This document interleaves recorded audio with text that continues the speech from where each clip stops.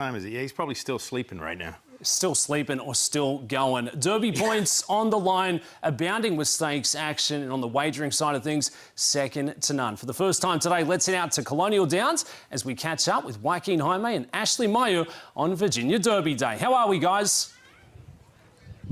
Hey guys, good afternoon to you. Welcome to Colonial Downs for the Virginia Derby. Joaquin Jaime, Ashley Mayu with you to go ahead and start the day. Scott Hazelton, Mike Joyce, Joe Talamo, they'll be joining the party later on this afternoon as well. 10 races today, 5 of them are stakes races, and the crowd, just like last year, they have come out early as we get closer to post time for race number 1. You mentioned the boys are joining the party. The party's already started. I had to park all the way in parking lot 7, which is on the other end of the property. It's so nice to see so many locals and even out-of-towners come to town for this big day. I cut my Uber ride short. I'm like, I think I need to jump out here. I'll take the 10-minute walk to go ahead and get into the racetrack. But we made it. We are here once again for the second Virginia Derby on the dirt. It's been run in the past. It's been on the turf, but this is the second year that it's going to be run on the dirt and offer qualifying points to the Kentucky Derby. Here is the stake slate. First stakes of the day is the Royal New Kent. That's race number 5. Split divisions of the Sandy Bottom Stakes. And we're also on the road to the Kentucky Oaks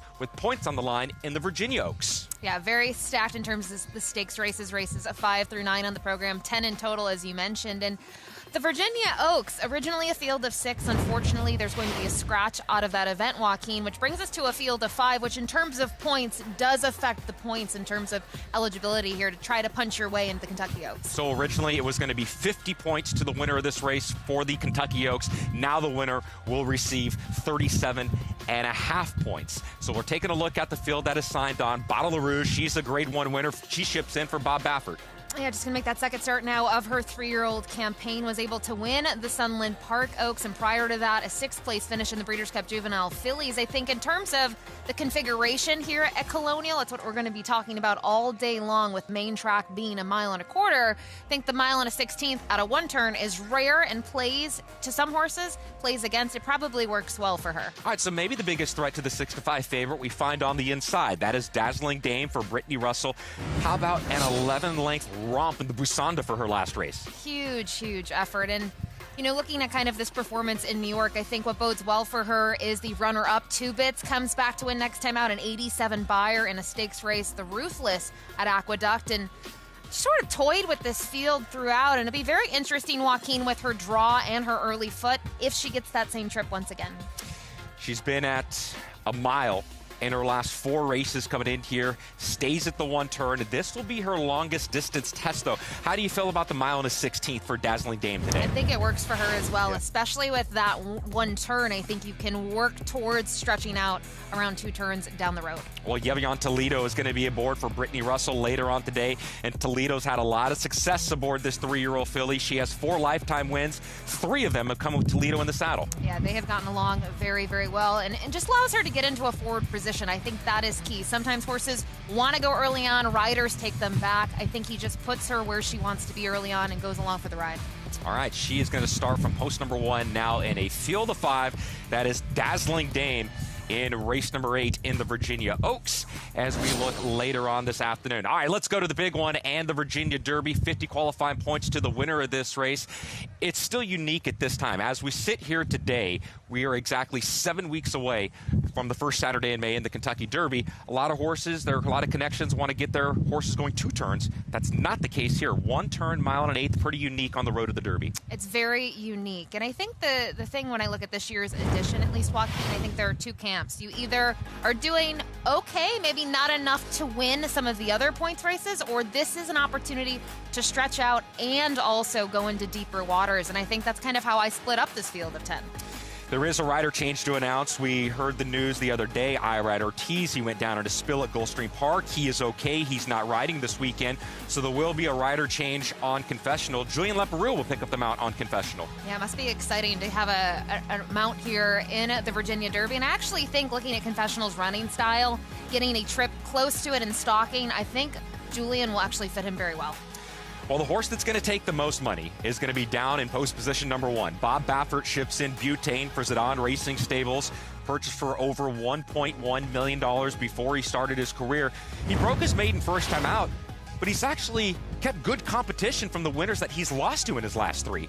Ned Ted Nafi, excuse me, so happy, silent tactic, just really deep waters in those events. And my one concern, Joaquin, would be the fact that he just isn't getting it done. He's been good. He needs to take a step forward. But now you think coming off a third start off the layoff, up a nice third place finish in the Southwest. We know silent tactic narrowly defeated by class president in the Rebel. There is some upside, but I don't know how short of a price I'd want. He's going to be well under that 5-2, right? How well under? Maybe 2-1? I don't know how short he's going to be here with it being a bigger field. At least 5-2 on the morning line. Butane coming in off the third place finish. We have a field of 10 in this year's Virginia Derby. And when you look at the jockeys, 3 jockeys have won a Triple Crown race. Flavia Pratt, John Velasquez, and Jaime Torres.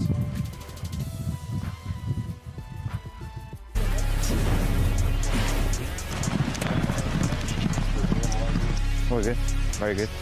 In hand. Yeah, easy.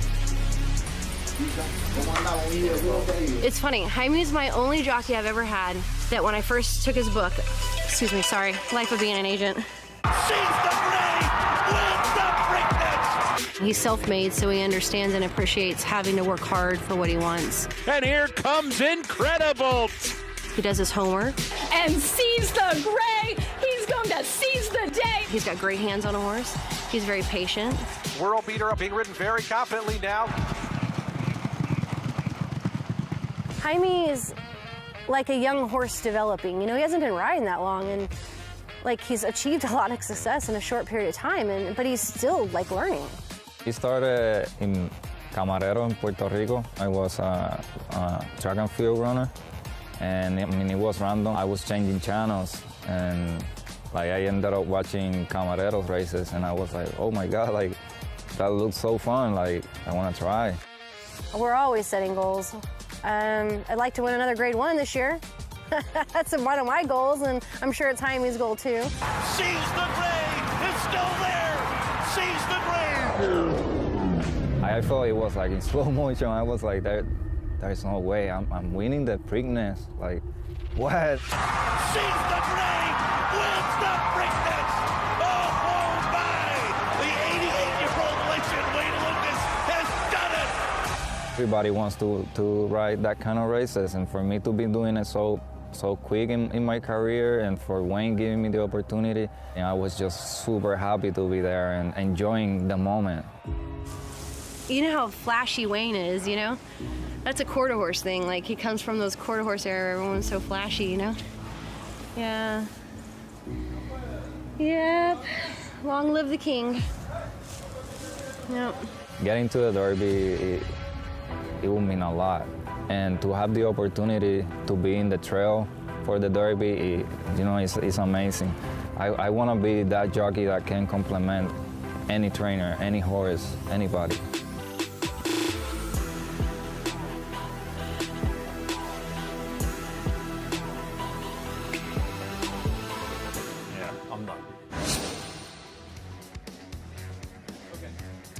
Well, Jaime Torres won his first race, or rode his first race in the summer of 2022. Not even 2 years later, he wins his very first American Classic. Which is wild to think about, because how long did it take Johnny V to get one of those? I know he followed up and was able to get it, but it took him a long time. It's hard to win those classics. Here are the connections of Incredible. Jaime Torres, he's won a Preakness Stakes. Riley Mott, of course, his Hall of Fame father, won the Derby last year with Sovereignty. What do you make of the chances of Incredible today in the Virginia Derby? I think if you played him in the Holy Bull, maybe you give him a pass and you give him one more shot second off the layoff. I think looking at a street sense and maybe the maiden special weight event that he won, you do wonder a little bit about what was behind him. But I think at this price, and if we're thinking about money back special, I'm kind of alluding to my money back special, I think he makes a lot of sense. As you mentioned, this is part of a money back special opportunity for the FanDuel Racing account holders. For more, we go to Christina Blacker.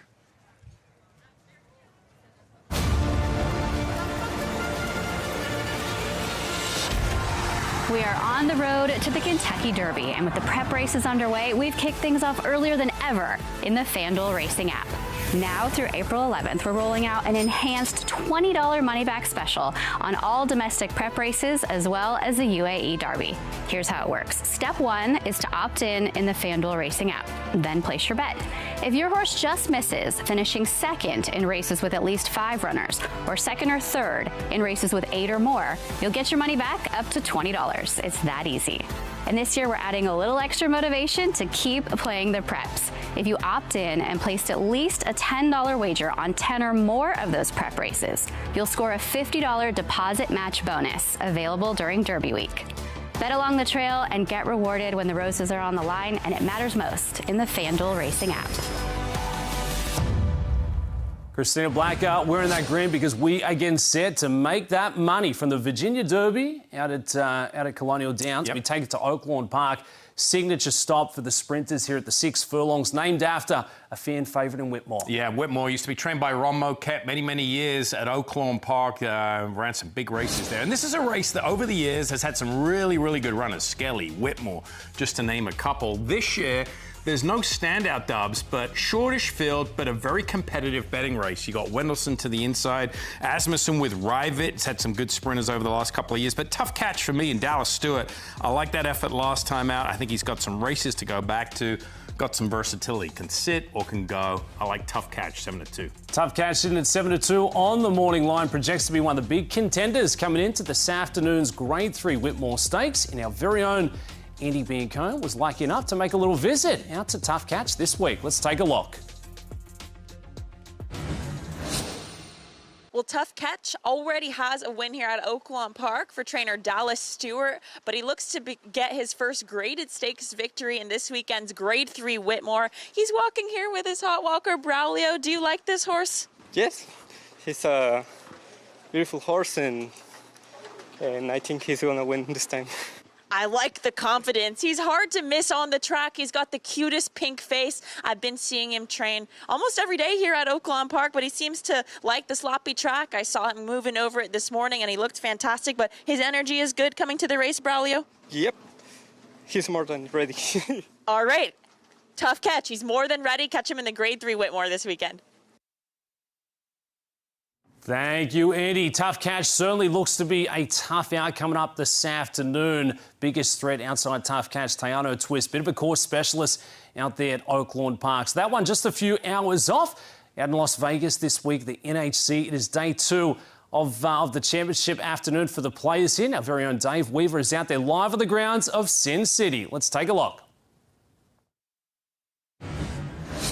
Oh, top of the morning, Dubsy. Yeah, it's Saturday here. Great to be back. And let's recap what happened yesterday on Friday. A late surge from Michael Saletta, who came up to $156.24 to take the lead on day 1 of the NHC here at the Horseshoe in Las Vegas. So now we're on to day number 2. Let's go through the top 5.